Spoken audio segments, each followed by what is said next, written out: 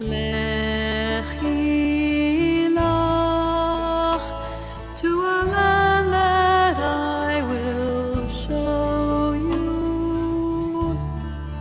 Lech lecha to a place you do not know.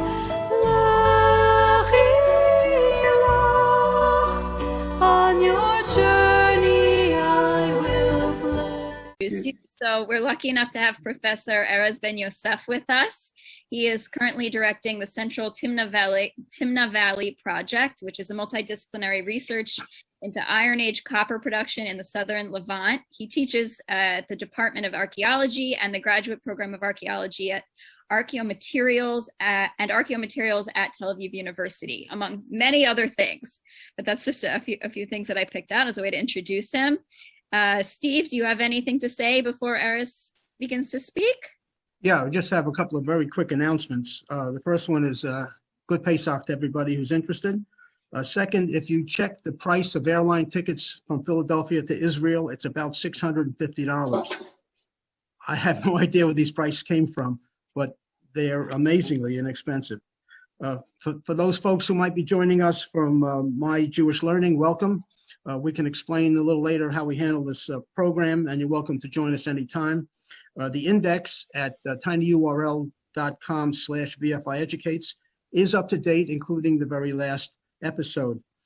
Julia had to attend a memorial today for a neighbor young lady who was accidentally killed some years ago in Israel while they were hiking and experienced a severe flood in the Negev desert. I happened to be there at that time with Julia. It was terrible. Today is a memorial for that young lady. Welcome to all international members. We have any number of countries with us today, and just want to make those quick announcements. There's no news as to when we can go to Israel, but we're all anxiously staying in touch, and we'll inform everybody the minute we learn anything. At this point, Professor, I'll say one thing. I'm sorry, Professor. If you do have a comment, the way we work, if you have a question or comment, please put it in the chat, and I'll make sure that I read them to Professor Ben-Yosef once it's done. And if it's a question I can answer, I'll go ahead and do that. Thank you. Professor Ben-Yosef. All right. Thank you very much, Ilana. And please pass my thanks to Julia for inviting me today. Just one quick question. How much time do we have? You have about 45 to 50 minutes to talk, and then there's a questions. Does that work for you? Yes, it's fantastic.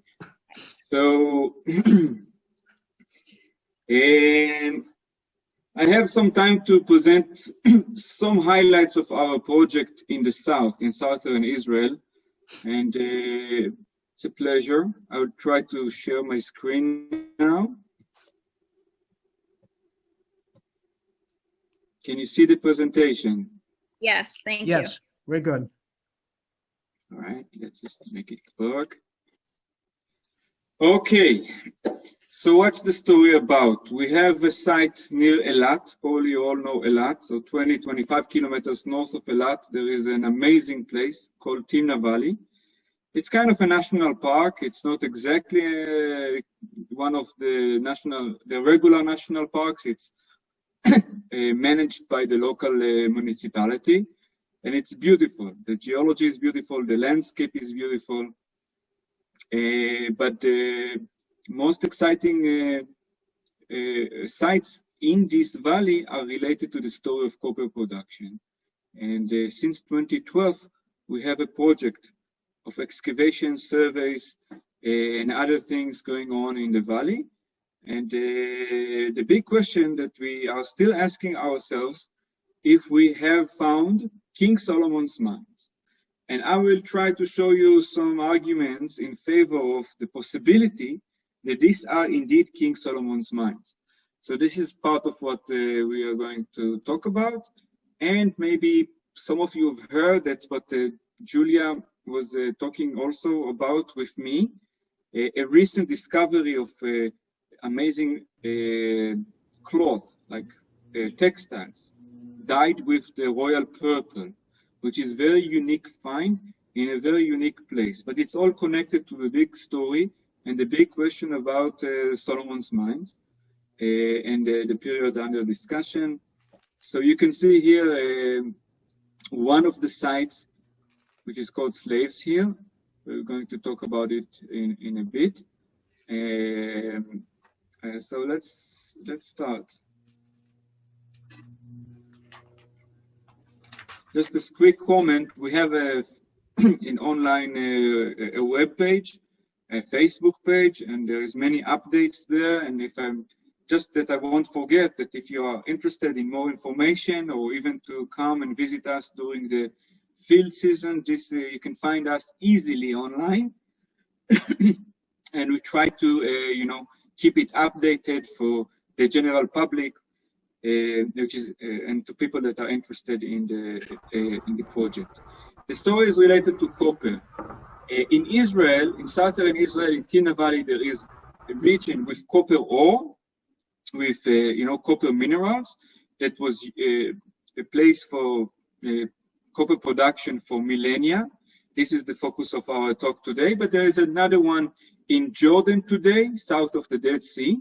Geologically speaking, they are the same. They were once in the same place, and the tectonic movement along the plates separated these two regions. But geologically speaking, they are the same mineralogy and the same geology exactly. So this is the story of today. Of course, when we talk about copper in the ancient Near East, the most important producer of copper is the island of Cyprus. And the island of Cyprus is still an important producer of copper today. There are still mines there, and copper is still an important metal in the modern world, of course. The name copper in English came from the name of the island. From Cyprus, it came to Latin, cuprum, and from Latin into English, copper. So you already can see that Cyprus was a major player in the in the game of ancient copper. And the question is, what's the relationship between Cyprus and the region of Timna and Fenan? Timna and Fenan are both located in what's called today the Araba Valley, the region along the Dead Sea Rift Valley, the region between the Dead Sea and the Red Sea, or the Gulf of Elat here. And so this is an important start. And if you go to Timna, as I just mentioned at the beginning of my talk, you see a really much preserved landscape. You see the actual mines. If you can see the arrow, you can see there are lots of tiny depressions. They were called plates in the literature, but these little depressions, each and every one of them is actually a blocked mining shaft. And there are thousands of those, close to 10,000 of these kind of mines all over the valley.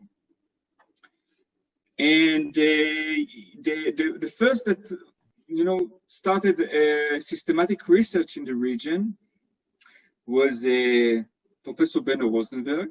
He was he was originally from Germany, but he made Aliyah early in even before the state of Israel. And he realized the importance of this location in world archaeology.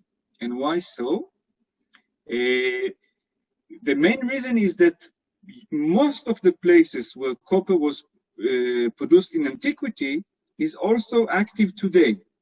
In South America, in Cyprus, in Europe, in the Far East, most of the places that were mined in ancient times are also active today. So most of the ancient sites were destroyed much before we realized the archaeological importance of these sites.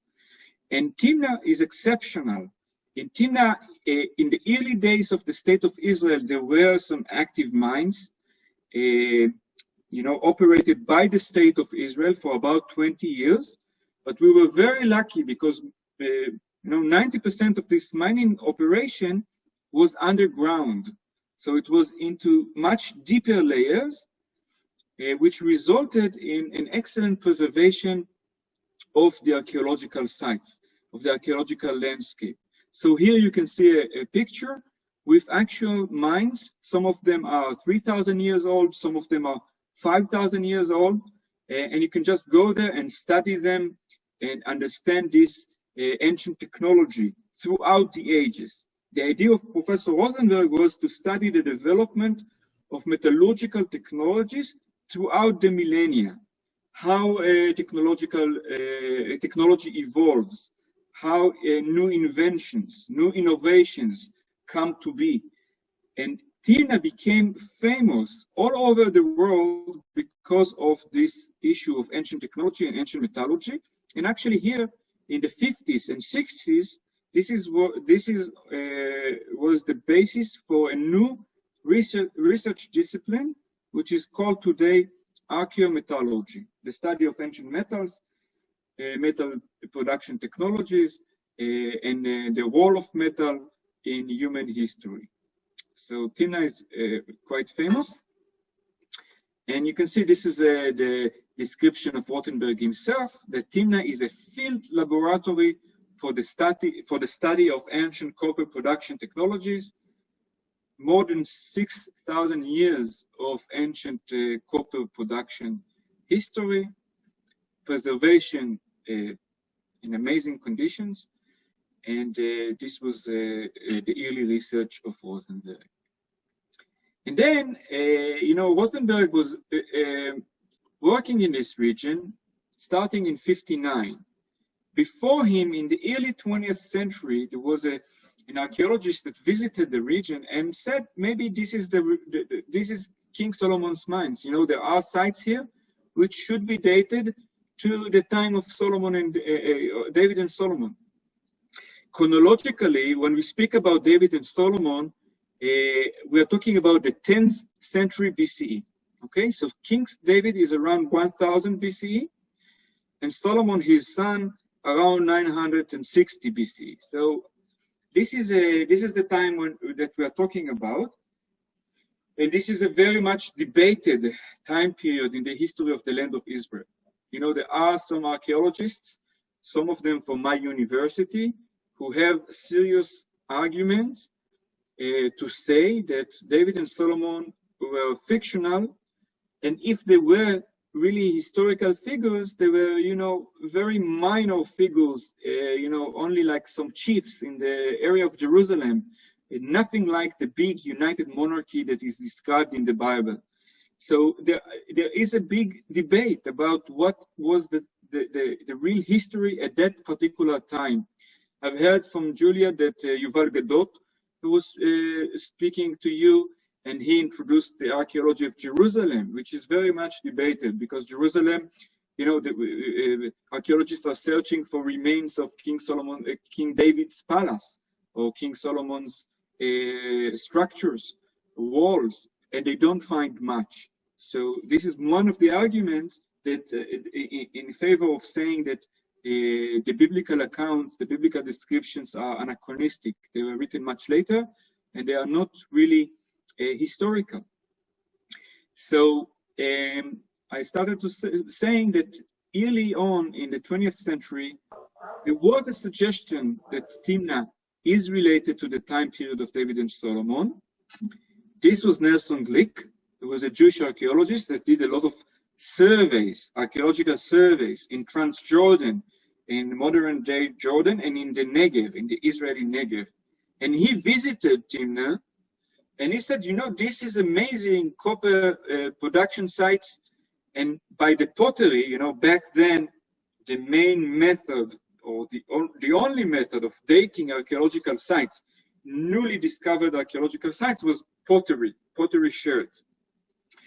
And by the pottery, he said, this has to be 10th century BCE. This is exactly the time of Solomon, David and Solomon. This should be King Solomon's mines. But then the expedition of Rosenberg started working systematically in Timna. And they worked there for 10 years, more or less accepting this dating, until there was an amazing discovery of a small structure below the cliffs, below the sandstone cliffs. And this place you can visit today. It's, this is the most visited site in the Timna Park. And he was very lucky, because in this structure he found thousands of little artifacts that were there because it was destroyed by an earthquake. This little site was destroyed by an earthquake, so people did not have time to take everything, all the good stuff, all the precious stuff with them. And they were there when Rothenberg excavated the site. And according to what he found, he changed the entire dating of the major production in Timna. So what did he find? He found inscriptions. He found inscriptions with names of pharaohs of Egypt in its heyday of the New Kingdom, the biggest empire in the history of Egypt. We are talking about the 13th century BC. You can see it here.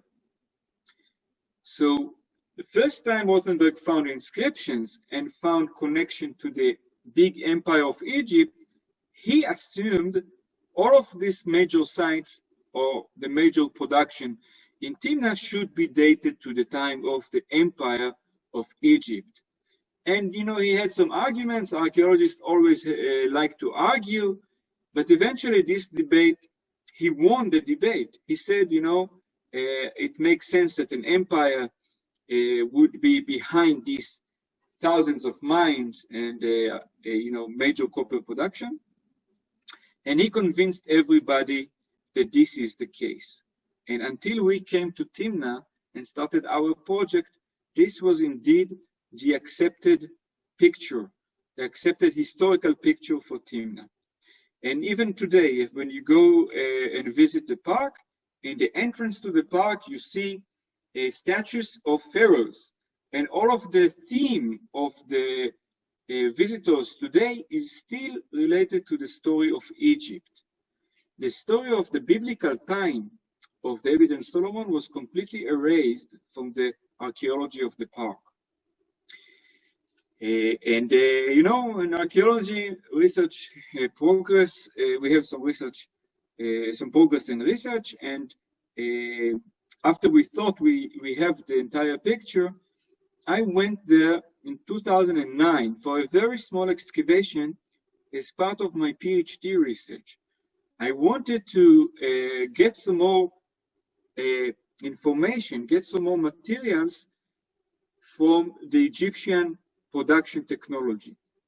My research, my PhD research focused on technology, on technological question. The question was, how did people 3,000 years ago produced metal out of stone? It was very sophisticated technology. This is not the topic of our talk today. So I won't get into details, but it was the most sophisticated, the most complex technology in antiquity, more than anything else, more than pottery, more than plaster, whatever you can think about. Producing metal out of stones in large quantities, you needed knowledge for that, you needed expertise.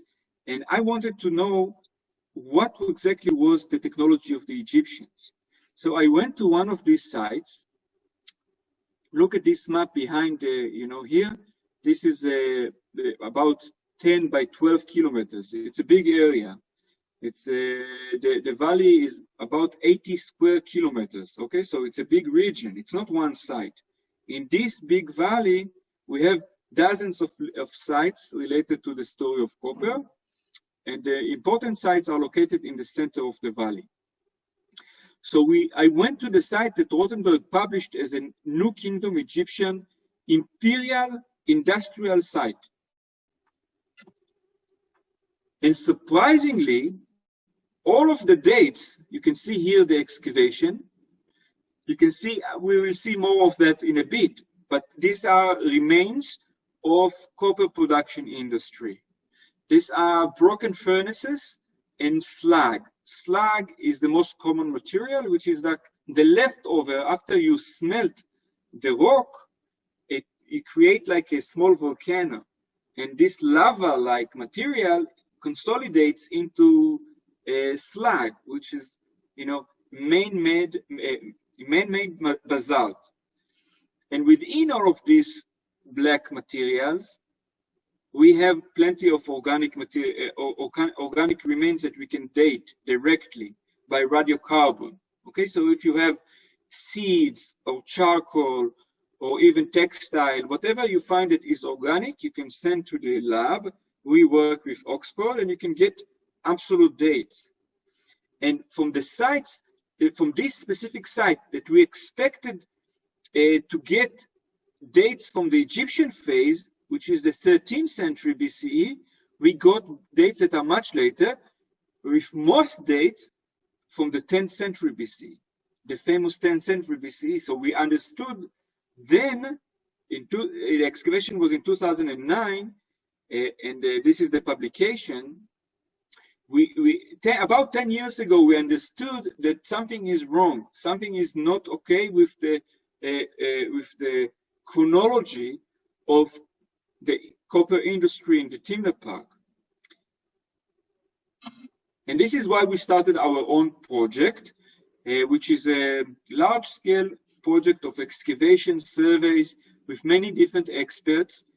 And you can see here, one of the main foci, one of the main, something that we emphasize a lot is the chronological question. So we went to many different sites and invested, money and efforts in order to date precisely each and every site in the valley. We dated it with radiocarbon dating, but also with other techniques that are, advanced, and we corroborated this new chronology that we established for the park. Magnetic dating, luminescence dating, and other methods that are, newer than radiocarbon. They are not better necessarily, but they give some other type of confirmation for the dating that we established for the different sites. So one of the major questions is technological evolution and innovation. We continue to explore this question of the technology throughout the ages, but also, of course, social, cultural, and ethnic aspects, which is the question of who were the people working in the mines? Were they connected to Jerusalem in the 10th century? Are these King Solomon's mines or not? And also putting Timna and the history of copper production in a broader regional and historical perspectives, which means the connection to historical events during this time period that we know about, and we can discuss it in the discussion a bit later. And you can see some of the sites that we excavated, and we excavated the mines themselves. The mines are located around the circumference of the valley, near the cliffs here. And the smelting sites are in the center of the valley. And we want to focus on one of the sites, which is Slaves Hill, which is located on a mesa, on a hill, surrounded by cliffs. And the name Slaves Hill is a sexy name that was given after the visit of Nelson Glick. Nelson Glick came to Timna in 1934 and published his report in 1935. And for him, he was, quite romantic in his perception of the ancient activities. And he thought that only slaves could work in the heat of the desert, near the furnaces. So the cliffs and the wall that he found on the top of the hill were chosen and built in order to keep the slaves inside, in order for them not to run away. We changed completely this understanding, but the name stuck, and we still call this hill Slaves Hill. You can see here Slaves Hill. It's a beautiful hill full of archaeological remains. All of them are related to the copper industry. This slag material, this black rock-like material, and some little structures and metallurgical installations, broken furnaces, and other stuff that are mostly related to the industry. The temple, the Egyptian temple, is located here, not so far away. And we were sure that in this site that we were the first to excavate, we will find that in this location the Egyptians made copper, and this should be the imperial Egyptian smelting camp. So we climbed the hill. This is only one trail climbs up the hill. And you can see here a segment of the wall. It is surrounded by wall, and most of it collapsed onto the slope, but some of it still intact. You can see this is the only trail that climbs up the hill. This site is not open to visitors yet. Maybe in the future it needs a lot of investment in order to climb safely and protect the archaeology.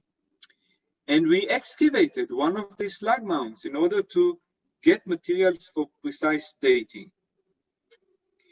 So this was already maybe 8 years ago that we finished the first probe. And you can see here nicely the stratigraphic layer, the layers of the archaeological accumulation. And we sent materials to Oxford. This time we thought maybe we will get dating from the 13th century BCE, from the period of Egypt. This is the section, but you can see here the dates. You can read the dates here. This is all BC dates, or BCE, you know, before Christ. And all of the dates fall in around 1000. This is 1000. This is the year of King David. So most of the dates fall around this time. And none of the dates come from the 13th century. Nothing, not a single date is related to the Egyptian story. And here it was when we understood that the big story of Timna is related to the time of David and Solomon and not to the Egyptian phase. And we continued to, you saw in the previous image of the map, we went to other sites, and the picture was the same. Most of the activity took place in the late 11th and the 10th centuries BCE, which is the time of David and Solomon. Who was doing this industry? 300 kilometers away from Jerusalem. Was it at all connected to Jerusalem? There is no direct answer yet, but the chronology is clear. And this was published first time 4 years ago, or almost 5 years ago, 2016. 2016, this was the first publication of this dating. And this started a new discussion about the big story of Solomon's mines and Jerusalem at the time period. Now I'll go first about the site. You can see some of my graduate students that did a lot of the work, if not most of the work. I have to say I have an excellent team, master students and PhD students. This is Vanessa Berkman. Her research was about the textiles. We collect finds from the surface, but you can see nicely all of the black material here is archaeological. It's not rocks. It looks like black rocks, but it's not. It's remains of smelting furnaces. Pottery, of course, unique pottery, a beautiful one, which is, with paintings on it. And we know from analysis that we did and Rothenberg did before us that this unique pottery came from the Hijaz, from Saudi Arabia of today. Deep in the desert of the Arabian Peninsula, there are big oases, and people there were producing this beautiful pottery. Rothenberg called them the Midianite pottery, or the Midianite people, because of the biblical association of this region with the kingdom of Midian. So we have some connection to Midian here, but this is only a fragment. Some portion of the pottery came from this region. The pottery itself was published, and we continued to do other types of investigations, including a survey of the soil. This is an interesting study that we won't have much time to get into, but you can see here the distribution of copper. We did chemical analysis of the soil to actually try and understand the scale of ancient pollution. How toxic was it for a metal worker to smelt copper here 3,000 years ago. Was it dangerous as today, or was it much more safe? And we are still working on this study with very interesting results, but this is part of the many different aspects of our project. An interesting excavation was done in the gatehouse. You see here, this is the entrance to the site, the ancient entrance to the site, and there was two chambers flanking the entranceway and two platforms, probably the basis of much higher towers. You can see here a map.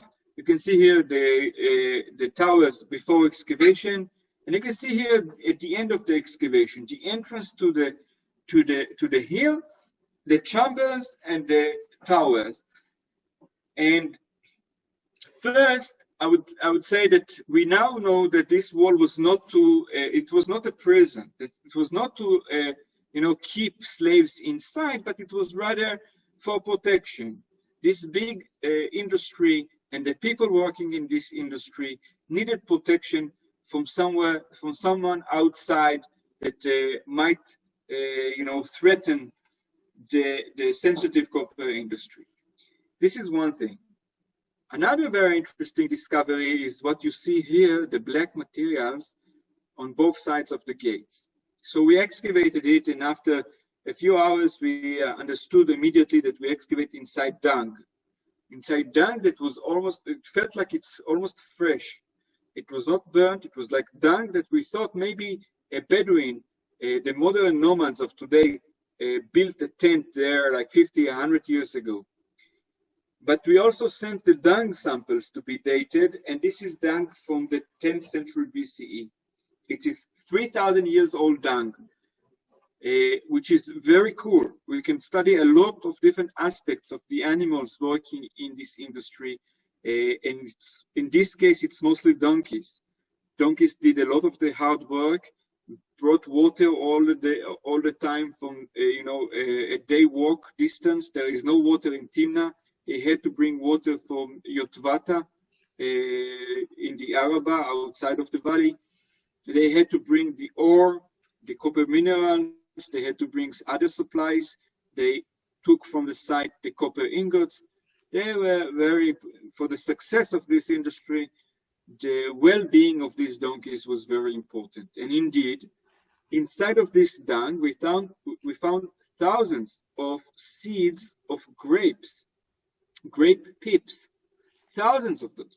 And in the beginning, it was hard for us to understand because, of course, I just said donkeys had an important role in the industry, but to feed them with raisins or grapes, it's too much, even for, hardworking donkeys.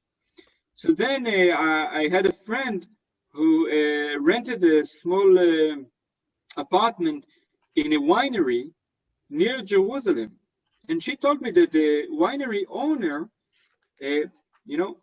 feed his livestock with the remains of the wine production industry, grape pomace.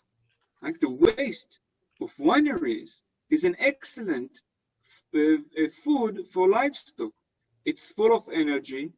It is very healthy. And actually, after we realized that this might be the solution, we found descriptions of ancient historians about that. The Roman historian Culamella describes this as an excellent food. And even if you don't write completely, the animals work even happier and faster. So there's a little bit of alcohol in it. So this is what we see here, that the donkeys of Timna ate grape pomace. And this is quite amazing, I think.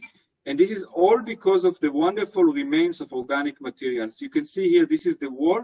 And against the wall, the dung with some rubbish, with some stones, was accumulating through the about 100 years of this site. So we sieve everything, we collect every little fragment. We don't excavate much. We excavate very little every year, and we work a lot on the materials themselves. So you can see here some of my colleagues, Dr. Daphna Langot, who works on botanical remains, and Dr. Lidar Sapir-Chen, who works on animal remains.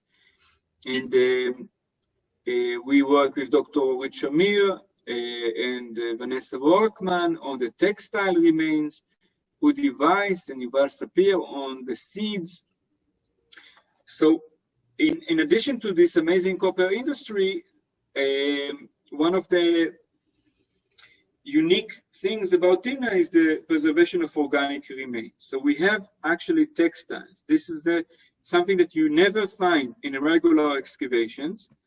And Timna is so dry, even for the Negev, it's kind of a small microclimate, which is extra dry.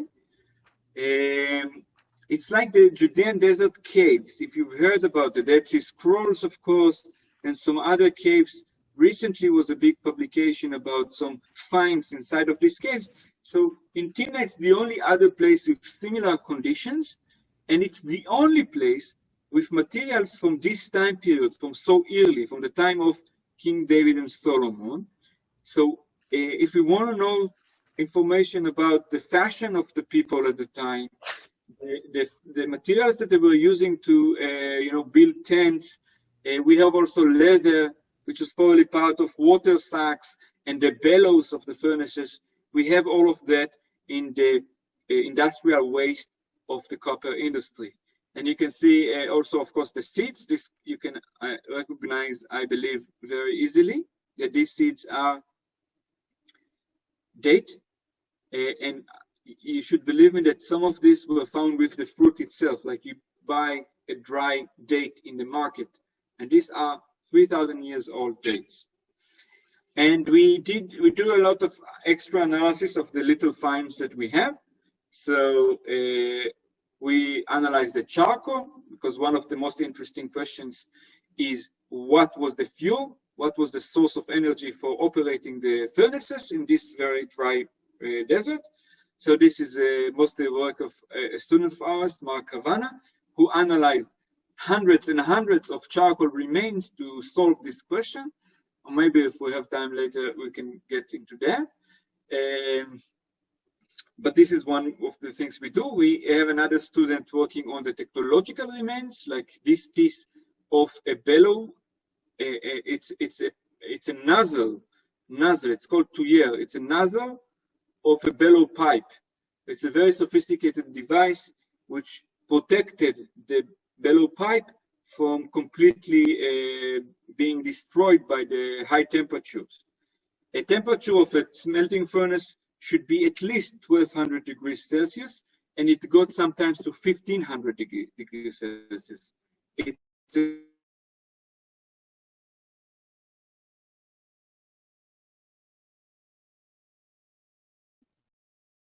Looks like he froze. Professor Ben-Yosef, just so you know, we cannot hear you. You are frozen. Everyone can just hold tight.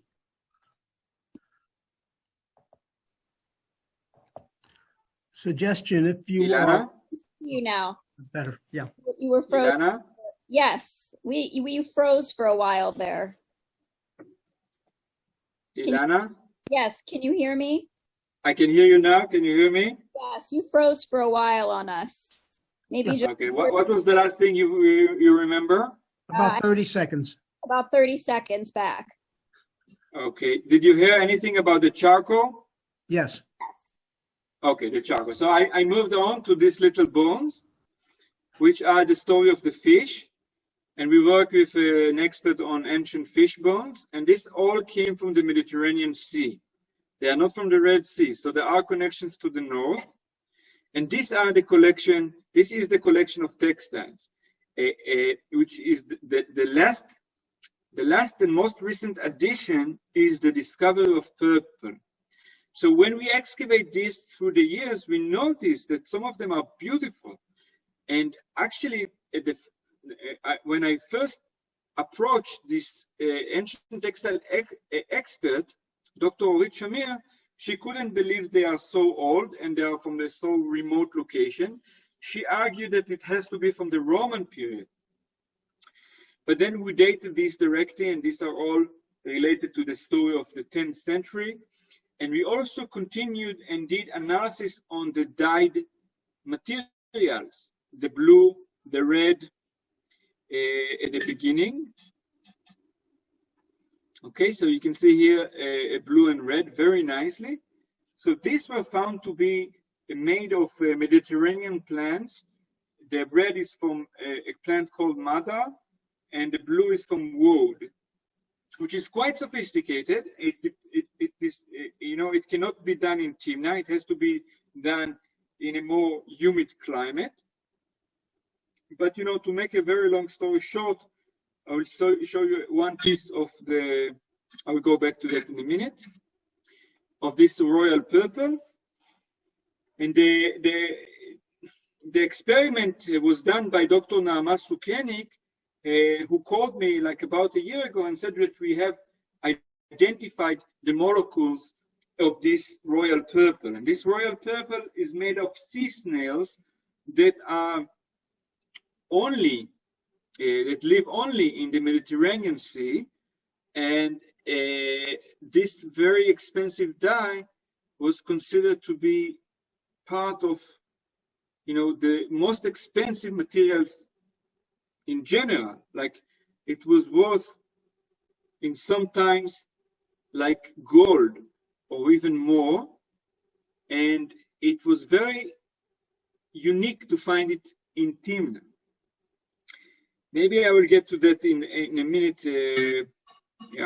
more, but let's remember that. So we have, it's part of a big collection of textiles. Some of this textile is sacks, tent coverings, and stuff like that. And some of them are exquisite, beautiful garments of elite, of the rulers of this industry.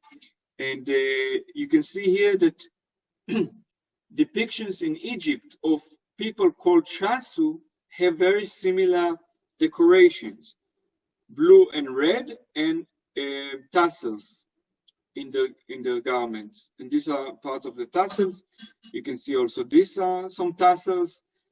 And this is the only place where we can see the actual physical remains of this clothing, the purple. A reconstruction of slave seal, the site that we were talking about most of this talk today, with a lot of details. Roni Avidov made this illustration with my guidance, from the charcoal preparation to the ore preparation and flux and smelting, the donkey stables, the gatehouse, a cultic place that was identified on the hill. Most of the population, most of the workers lived in tents in the valleys below. The industrial site was an industrial site. So we have a major activity here in the south of Israel today, and we ask ourselves, who were these people working in the mines? And maybe we can summarize here what we think. So now it's still an open discussion. Okay, so the main thing is that the new discoveries give a fantastic background to some of the biblical descriptions from this time and about this region. But according to the biblical description, this region is the land of Edom. Okay, the land of Edom is not only in Jordan of today, but the Arabah itself was the land of Edom, and also the southern parts of the Negev. If you read carefully the biblical accounts, this is the region. When Solomon builds a port, a seaport in Elat, Elat, it's an ancient biblical name. When Solomon builds a port in Elat, he builds it in the land of Edom. It's explicitly described like that in the biblical text. But the story continues. The story is actually the Bible tells us that Solomon's father was the first to go to this region of Edom, south of the Dead Sea, in the second book of Samuel, chapter 8. We hear about David going south of the Dead Sea, killing 18,000 Edomites, and putting garrisons all over the land. Okay, so if until not so long ago, we didn't have any explanation why David would like to go so far from Jerusalem into this desert and, put garrisons all over the land. We didn't have even archaeology to go with these early Edomites. And this was actually one of the reasons why archaeologists believe that this story is anachronistic, that it describes a much later period, and that most of it is not really related to any historical grain. But now, not only that we know that there were people in the land of Edom, we know also that these people had the most important commodity of the time. They had copper, and you cannot exaggerate the importance of copper for these ancient societies. It was the source of weapons, the raw material for agricultural tools. It was actually also a very important material for the Israeli cult. Solomon builds the Jewish temple in Jerusalem with huge quantities of copper. So we now have a very good reason for David to go to this remote place and put garrisons and subjugate the Edomites to Jerusalem. We also know that that this is not just some people working in the mines here and there. We know that they had a centralized organization. They had elite that got beautiful garments. They maybe had also kings that wore this purple. Most interestingly is that in the book of Judges, we hear about the kings of Midian. I just mentioned the Midianites, which were a kingdom adjacent to the Edomites, just farther south. In the book of Judges, we hear about Gideon fighting the Midianite kings, and what was his spoil? The most important spoil from this fight, from this war, was the garments of the Midianite kings, which were made out of, which were dyed with true purple. So we suddenly have a lot of materials that give an excellent background for the biblical stories about this period. And the other important thing is that all of that is, we know about all of that because we have these remains that have to do with copper production. So, just to sum up the main points here. Our project is called the CTV, the Central Timna Valley Project. I just wanted to highlight the story that is related to the time of Solomon, King Solomon's mines, yes or no. It builds on a big project of Professor Rothenberg, who actually started the study of archaeometallurgy, and we continue. Our lab in Tel Aviv is the Lab of Archaeometallurgical Studies, and we focus on ancient technologies, mining technology. We didn't talk at all about the mines today, but it's a different story. In the mines, probably we can find the slaves and the prisoners, not in the smelting sites, but in the mines, yes, indeed. So this is part of what we do. The main thing is that the chronology is now all about the biblical time. We do have the Egyptian temple, and we think we know where they smelted copper, but this was a minor phase. The Egyptian collapsed in the end of the Bronze Age, around the mid-12th century, 1140, 1150 BCE. Egypt collapsed from its own reasons. So it left the entire region of Canaan, the entire area outside of Egypt, and never came back. And that was exactly the time when the local tribes, the local population, which were the tribes of the Edomites, started the operation of copper production. And the most important period is this one, 11th to the 9th centuries BCE, which is exactly it covers also the time of David, who, according to the Bible, go all the way to the region of Edom and conquer the Edomites. We're talking about sophisticated smelting technologies. We didn't talk much about the technology, but we can do it in the discussion. And the people working in Slaves Hill were highly regarded craftspersons. So they were excellent garments. They ate well. We saw the fish remains. We saw, we didn't talk about all of the remains, but we have beautiful stuff. They ate grapes and almonds and stuff that are not local. And they were treated as important craftspersons in this period. You can see here a nice map that I believe is one of the most accurate for the time of King David. Okay, so this is King David's kingdom. Jerusalem is here.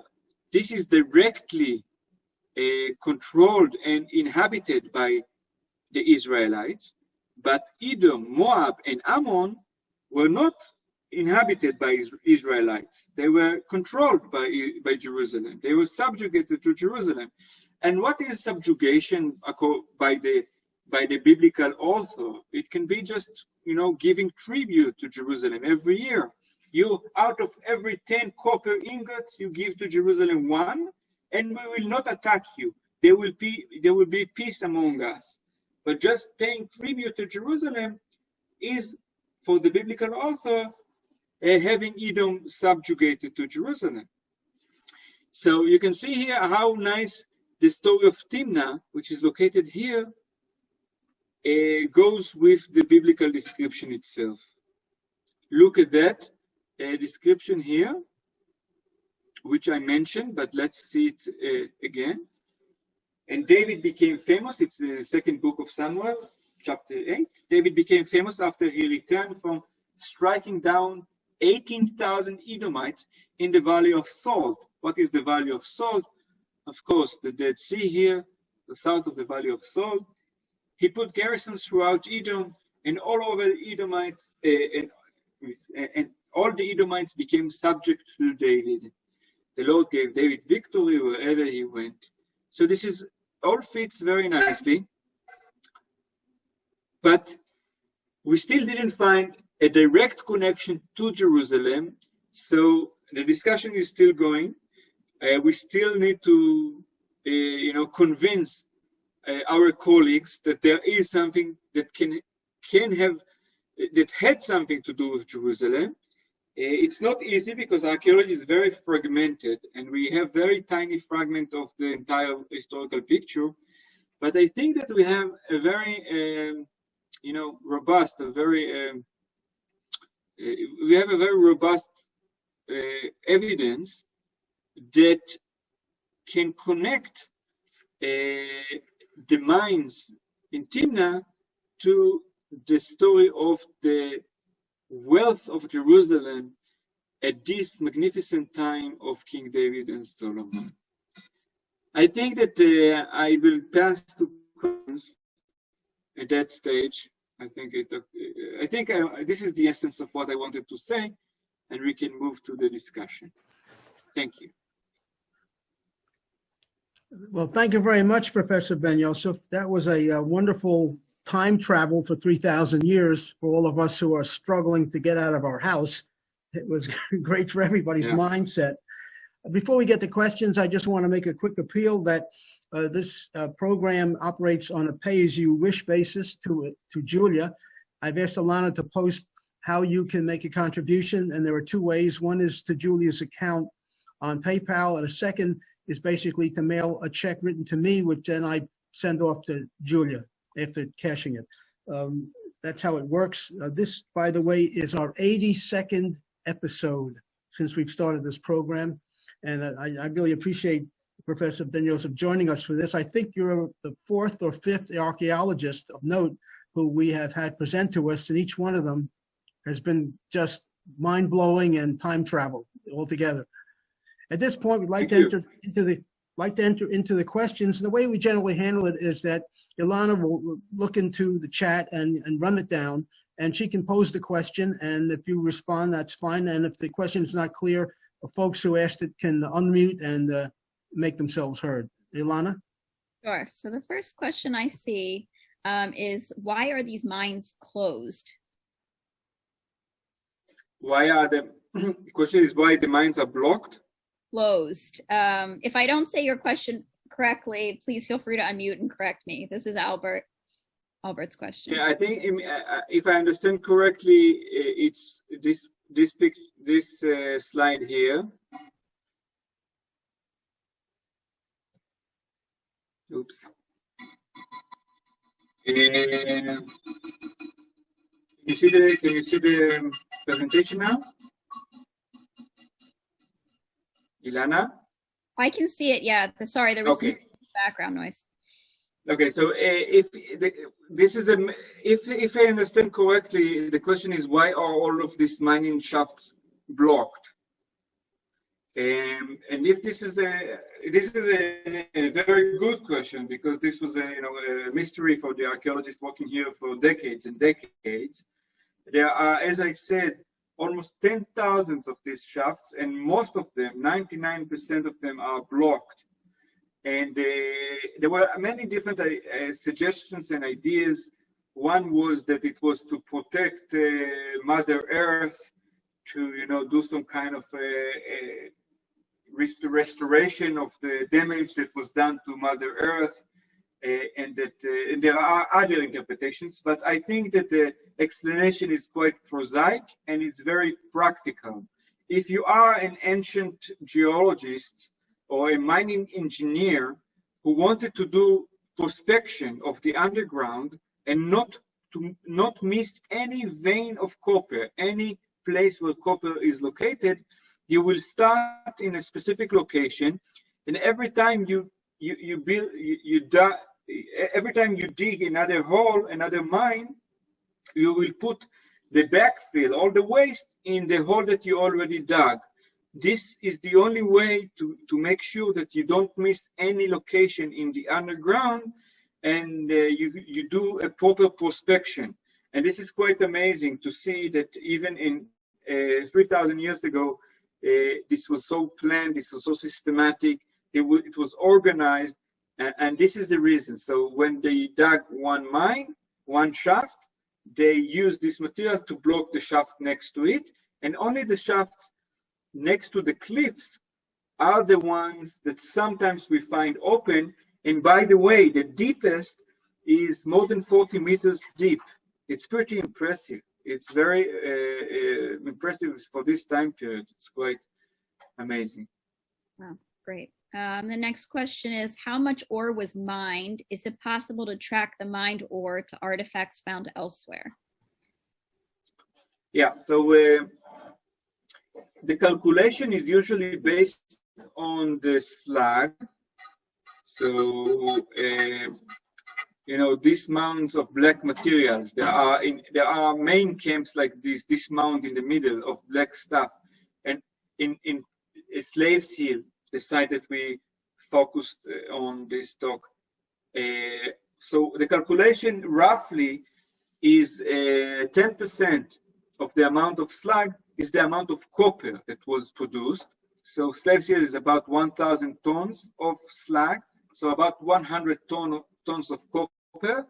You can do the calculation and see how much copper was produced every year in Timna, and the amounts are staggering. It's really big quantities.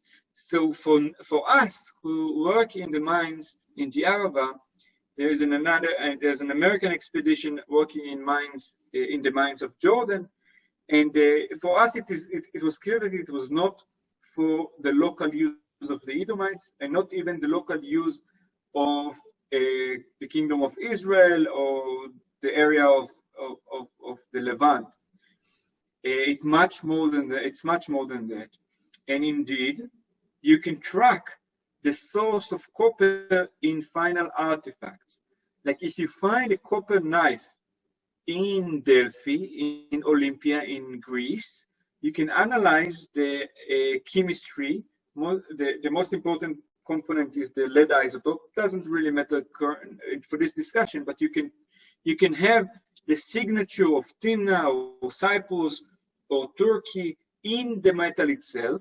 And indeed, I mentioned Delphi and Olympia not just because, but indeed a German team found that in the 10th and 9th centuries, the copper in Greece came from Timna. And we have a project on Egyptian artifacts from this period, and they all came from Timna.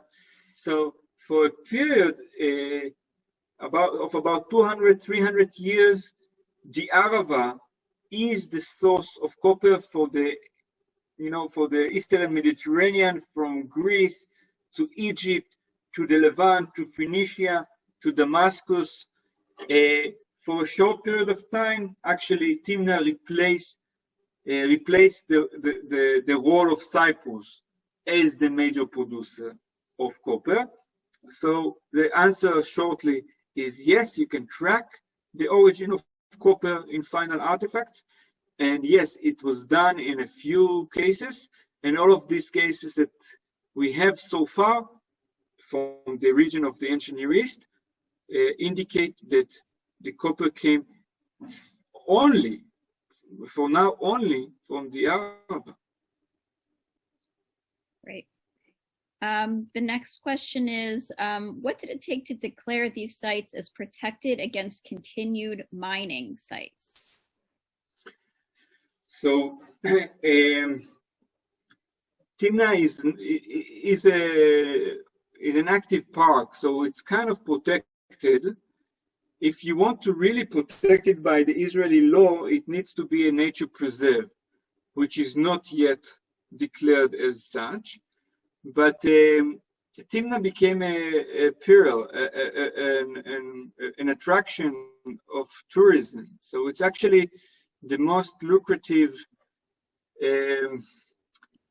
activity of the local municipality. The local municipality of the southern Araba, it's all the kibbutzim and the moshavim in the area between Eilat, not including Eilat, of course, to the north all the way to the Menucha area. So this is the baby of the local municipality, so it's quite well protected.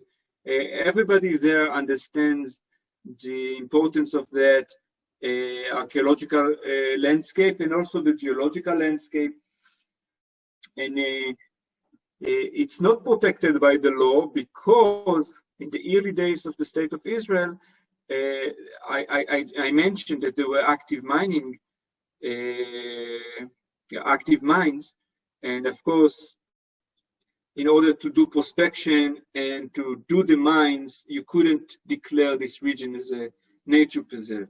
So it's kind of historical problem, but sometimes people suggest again that this should be a nature preserve and this will protect the region by law, but currently the region is well protected.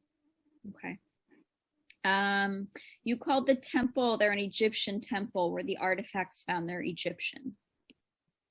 Yes, so many of the artifacts were Egyptians, indeed. This was the reason, this and the inscriptions themselves were the reason why Rosenberg decided that all of this major industry should be attributed to the New Kingdom of Egypt. The most beautiful artifact is a faience face of the goddess Hathor. So this is also the reason why this Egyptian temple is called the Hathor temple.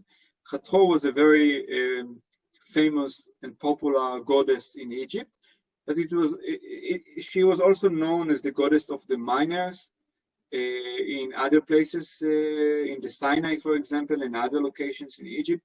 So this is a very, Egyptian per excellence piece of art. Most of these beautiful artifacts are actually part of a beautiful exhibition in the Erez Israel Museum. It's in Tel Aviv. So the Erez Israel Museum in Tel Aviv has a section devoted to the discoveries of the temple and Timna. It's very old, it's from the days of Rosenberg, but nevertheless it's beautiful, it's well done, and you can see many of these Egyptian artifacts there. The other artifacts are beads, faience beads, materials that are not local. so Egyptian glass and things like that. How did you determine the wall was actually for protection rather than for keeping slaves in? Okay, so this comes from the first and foremost from the understanding of the site. And in contrast to the very romantic perception or approach of Glick, he was there in 1934. We come with a different background, like research background. So when you understand ancient metallurgy, you know that the smelting operation was not, of course it was hard. It was hard to operate a furnace in the desert, but being a physician is also hard. The people that made copper were treated like priests, and actually they were considered as priests, as people that can connect also to the gods and make this miracle happen. We today understand the chemistry, the geology, everything, and we can have the formula, and I can explain my students the chemistry behind it. Of course, they knew the practice, but in ancient times, it was all connected also to the help of the gods and religion and cult, and this is very difficult. It's a very difficult task. You can fail, and many weeks of work, of labor, would be completely lost. So the people working in this place, in the furnaces, we know that also from ethnography, from metalsmiths, from metal workers today in traditional societies in Africa, that people that produce iron, they were not slaves, they were not prisoners, they were the elite of this, part of the elite of these societies.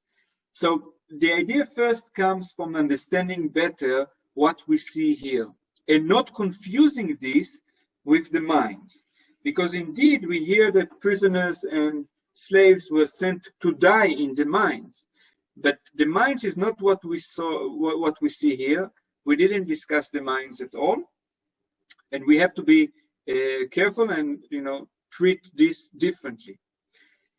And secondly, it makes sense that a site like that, in the heart of the kingdom of Edom, we will have some protection. Incidentally, the dating is exactly when there was tension between Edom and Israel, like when David went to the south and conquered. So maybe this military tension with the north was the reason for going up the hill and protecting themselves.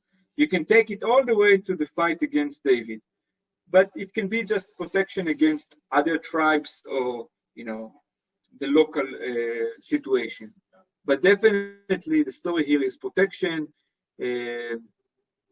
deterrence, like showing that you have some kind of place to protect yourself and strength. And it was not an ancient prison. It was kind of the high-tech center, the hub of the elite with the metal workers. This was the heart of the Edomite society. Great. Professor, just let me know when you don't have time to answer any more questions, because there's a bunch. I'm good. Good, excellent questions. I should keep going because there's a bunch. Okay. Just let me know if you get tired. You can go. What was Finkelstein's reaction to your dating? So this is also a great question. So I have to say right away that there is no argument about the dating. The dating we invested a lot, as I said, from the beginning, from the early days of the project, we invested in radiometric dating and all of that. Okay? Yes. So the dating is accepted by all. Finkelstein would say that this was not the Edomite kingdom, and this was not so. He will kind of go to dismiss the importance of this center as a copper product, as a regional or super regional copper production center. And of course would say we don't have any direct evidence to any connection to Jerusalem at that time period, so he doesn't see any connection to the United Monarchy. So for Ben-Yosef and other archaeologists that emphasize the lack of, the little archaeology that we have in Jerusalem is a problem. I have my own way to solve it. I think that the big problem here is that we dismiss the role of nomads, and even during the United Monarchy, many of the people in the highlands near Jerusalem were still nomads. And in modern research, we consider nomads as simple societies, as simple people, but I don't think it was the case for the Iron Age. I think in the Iron Age, even during the time of the United Monarchy, some of the population was indeed still nomadic, but it doesn't mean anything about their power and about their ability to control other entities around them. So to sum up this question, my answer is that nobody argues about the dating. Of course, everybody argues about the interpretation. You can be still minimalistic and say that we don't have any direct evidence to Jerusalem, so the biblical description is nice, but it's not anything, it has nothing to do with history. Great. Next question is, will 3,000-year-old dates grow? Are they genetically different from today's dates? So we try. It's an ongoing study. There was a study that was able to germinate 2,000 years old dates for Masada. And this tree grows in the Arava. So we have some reason to be optimistic about that. The date is different from today's dates. The genetic variability of dates is huge, and of course it changes even in 50 years, 100 years, so let alone 2,000 years and 3,000 years. So it will be very, very interesting to germinate the date and to taste the date from the time of David and Solomon, but we still didn't succeed. Somebody asked where the fish bones would have come from. So the assemblage as a whole came from the Mediterranean Sea and freshwater rivers. This was very surprising to us. This was very surprising to us because we expected all of that to come from the Red Sea. But this is yet another evidence for connections with the north.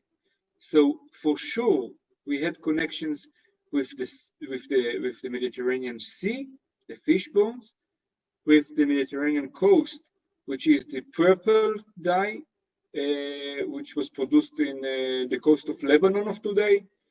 We have evidence for connection with the highlands, with the Judean highlands. The grape pomace from wineries had to come from places where grapes, thrived, which is the highlands usually. So we do have connection. Everything we have points to connections with the north, connections of supplies and other things. Not the Red Sea. Somebody asked, they say they did not realize the materials could survive in digs for years. What types of materials do not decompose? Well, usually everything organic decomposes. The Timna is extremely unique. Even if we continue excavating in Jerusalem the next 200 years, we won't find the garments of anyone. So this is one of the beautiful things about Timna, and we are very lucky to find these materials. The reason is, first and foremost, is the dry climate. So it's extremely dry. It's not that everywhere in the Negev or the deserts things like that will preserve. It's specifically in Timna. There is a microclimate which is extra dry, and also the fast accumulation of waste. They didn't just throw it away. If you just even in Timna, if you put a tent or I don't know, a shirt on the ground, it will disappear after a few years. So the other condition was just the fast accumulation of waste. In addition to the industrial waste of broken furnaces and slag and some ground stones and other things, they put also organic waste, and it got buried really fast. And this is the reason why we have this unique accumulation of organic remains, of this unique assemblage. Makes sense. And then someone asks, so only rich or royal people could afford to wear the color purple? Yes, absolutely. So again, with the discussion with my colleagues, including Finkelstein, which would say, some people said, okay, some Bedouin tribes did some opportunistic copper production here and there, but no, this is a huge operation. Until recently, it was considered to be imperial, right? Now we know it's not imperial, it's the local Edomites, and they had elite that got, excellent food, and some of them, maybe the king, had this garment made out of purple.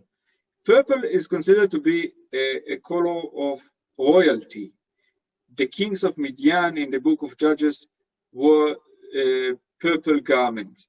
The high priest wore, in the Israeli tradition, the high priest wore purple garments. So it's royalty and priesthood which have this unique dyes in their garment. It's not the entire garment, it was integrated to the garment. So I think it's another direct evidence for having like a complex society with a hierarchy and probably with a king. Yeah. Does striking down 18,000 Edomites necessarily mean killing them? Yes, in the Hebrew, this is the English translation. In the Hebrew, it's very clear. The verb, I don't know if it's harag or the other option, but it was in the Hebrew version, the original Hebrew version, it's very clear that it's bragging about the amount of Edomite soldiers that David was able to defeat, meaning to kill. Great. People are asking if they can get a copy of this PowerPoint you gave anywhere. Sure, I can, of course, I can, with Julia or with you, I can send you a version of this presentation to put wherever you want. Sure. Yeah, feel free to send to Julia and she'll send it on to me. That would be great. Okay. If you remind me, I will do it with pleasure. Okay. And I will take this opportunity to remind you that you can get many materials in our website and Facebook. To those of you who has Facebook, you can follow us there. There is a lot of good stuff there. And this presentation, of course, can be also can be made available to everybody. And there was also, sorry, Steve, what were you saying? Yeah, if you can provide the website information with the materials to Julia, we will post it on our YouTube area. That would be great. And fantastic. There was a question about if this lecture is available for review later. And yes, all of our lectures, or the majority of them, will go on our YouTube page in a few days. I just put in the chat not long ago the link to our tinyurl.com/VFIeducates, where you can get past and future programs, or you can go to YouTube and type in Volunteers for Israel and find it there. Where did the color purple come from? Okay. The color purple is made out of sea snails that live in the Mediterranean. So it's specific species, 3 species of sea snails, which were known since antiquity to be the source of this amazing color. They break they have to break the shell, take the glands out, and in a very sophisticated process, they cooked the dye, and actually they were able to get different hues, different shades by playing with the amount of exposure to light during the process of producing the color. And if it was exposed to light in a longer period, they would get another important color in the Jewish tradition, which is the tchelet.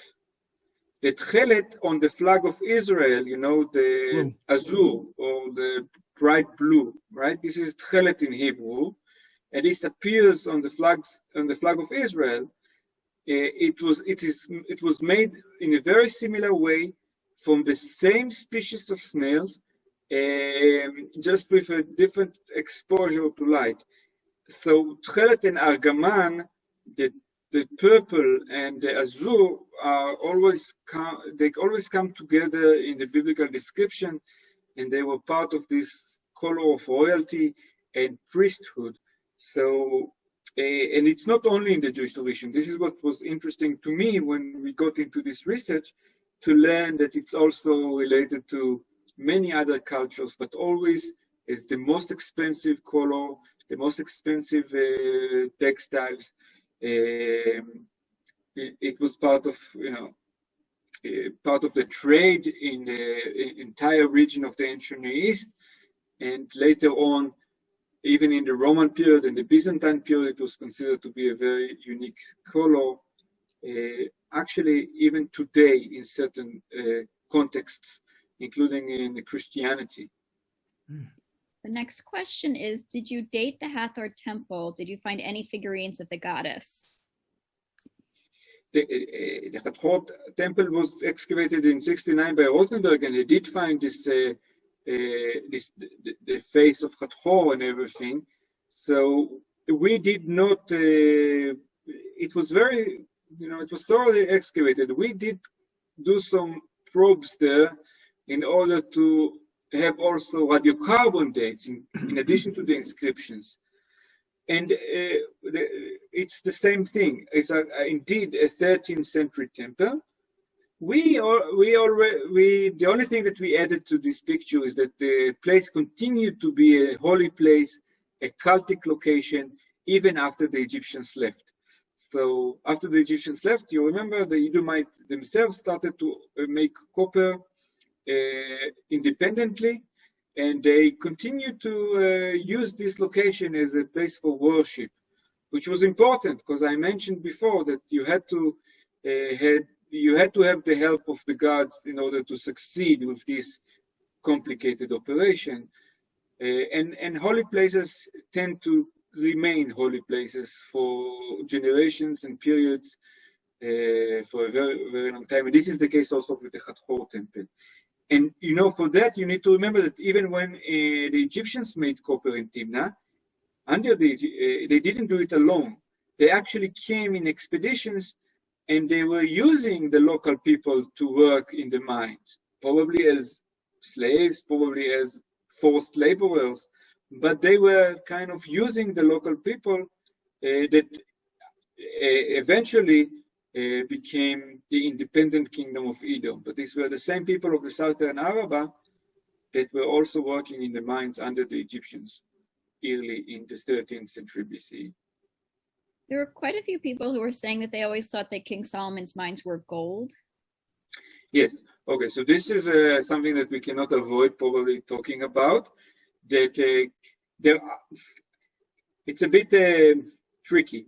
King Solomon's mines is based on the title, this catchy title, King Solomon's Mines, is based on a novel by Henry Rider Haggard, who wrote a book in the 19th century about the fabled King Solomon's mines. But it's all a fiction. It's a fictional book about mines in Africa of gold and diamonds.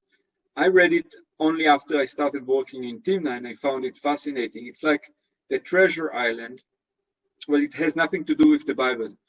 In the Bible, when you go to read the actual text, there is no King Solomon's mines. There are no mines described in the Bible in any context, not even in the context of Solomon. So if you think about gold and diamonds in Africa, it's because of the book.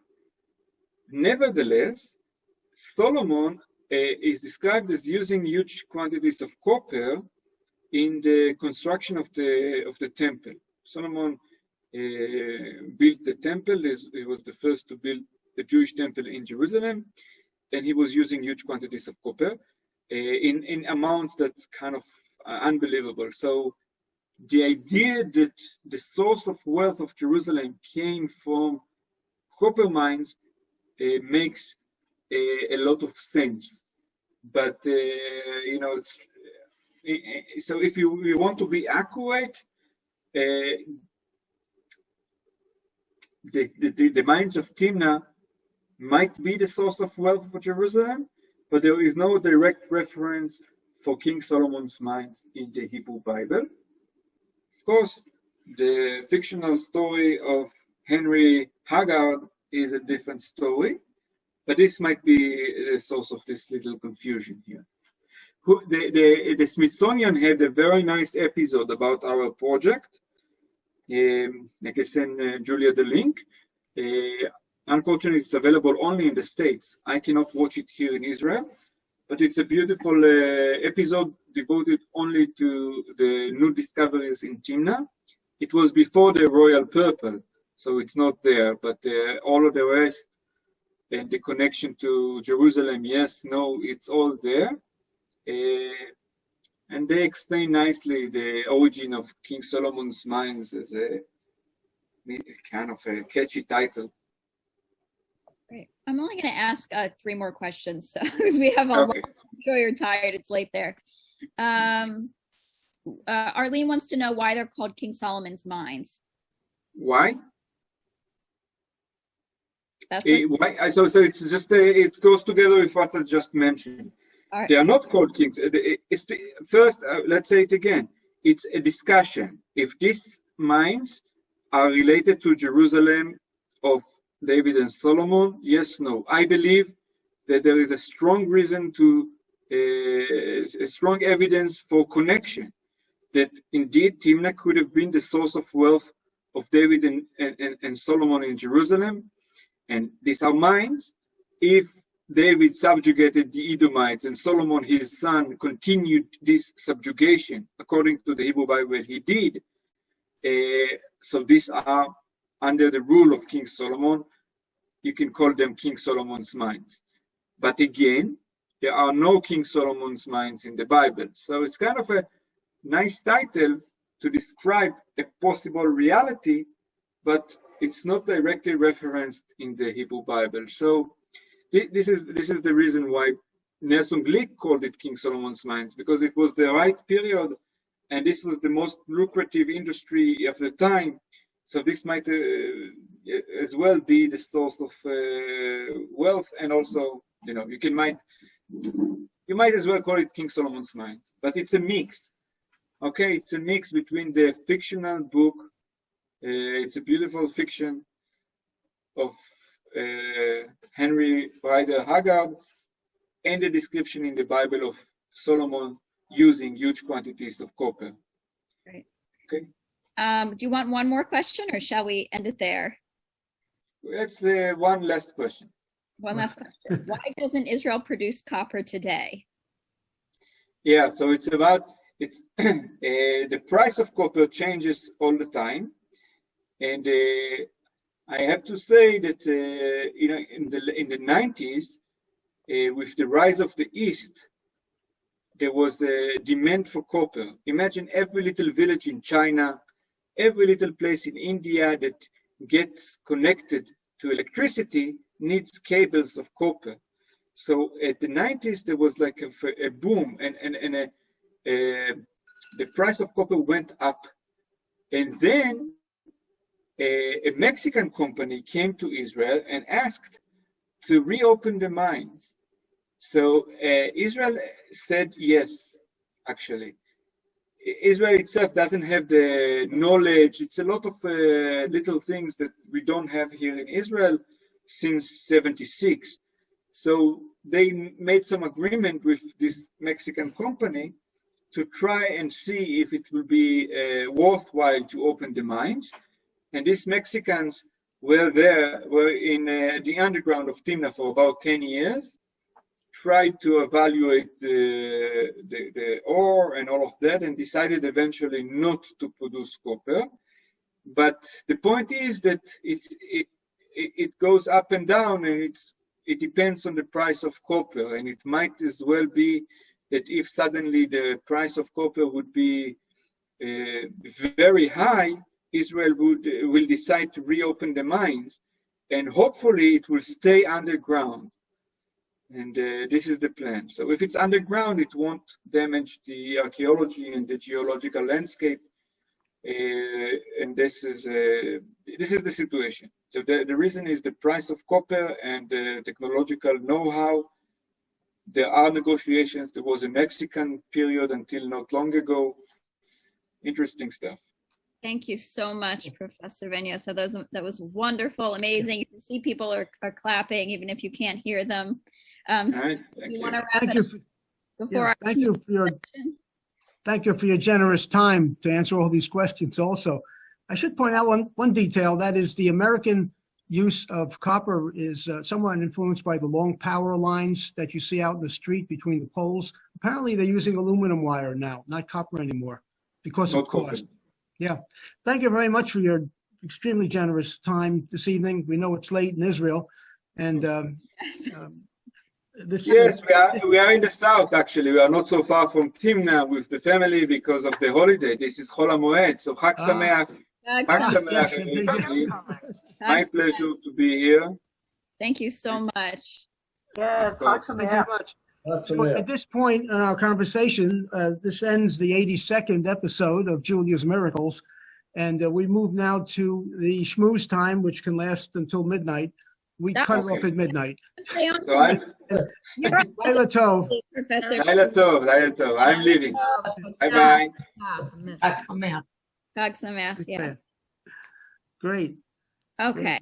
Now, if anyone would like to stay, you're welcome to stay for schmooze chess. We can talk about BFI. We can talk about how you're feeling after your shot, whatever you want, the weather.